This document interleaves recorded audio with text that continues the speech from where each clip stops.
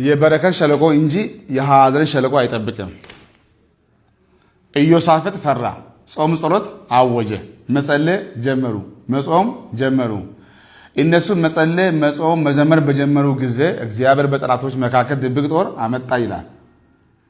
ኢየሱስ ጌታ ነው። እንዲህ ነው የሚቀጥለው። እርግጠኛ ሆናችሁ የሰማችሁ ያ ወሬ አይወርስም። እርግጠኛ የሆንከው ነገር እኔ ሁሉ ጊዜ ደስ የሚለው ጉዳይ ምንድነው? ነገ ብቻ ነገ ይሁን። ነገ የሚባለው ቀጠሮ ውስጥ እግዚአብሔር ጣልቃ ይገባል። ስለዚህ የተዘጋጀ ኃይል፣ የጦር ኃይል፣ የሰው ኃይል፣ የአፍ ኃይል፣ የማንም ንግግር ቁጣ ቢኖር እንኳን አንተ ይሄ ወደ ሰምተ የሐኪም ቤት ወደ ሰምተ የፍርድ ቤት ኬስ ሰምተ ኢዳ ይኑርብህ፣ ኪስ ይኑርብህ፣ አበዳሪ ተበዳሪ ጉዳይ ይኑርብህ፣ በጭንቅ ያላችሁ ሁላችሁ የምስራች እኔ ከፊት በኩል ጠጋ ብዬ ሳይ የምታየ ነገር ሐዘን ሳይሆን ሞት ሳይሆን ለቅሶ ሳይሆን የበረከት ሸለቆ። ለመሆኑ ይሄ ጉዳይ የት ነው የሚያደርሰኝ? ምን ሊሆን ነው ብለ ጫፍ ሰምታችሁ በስጋት ያላችሁ ሁላችሁ ስሙኝ። ከፊት ያለው ሳምንት የምስጋና ሳምንት፣ የምስጋና 15 ቀን፣ የምስጋና ወር ይሆናል።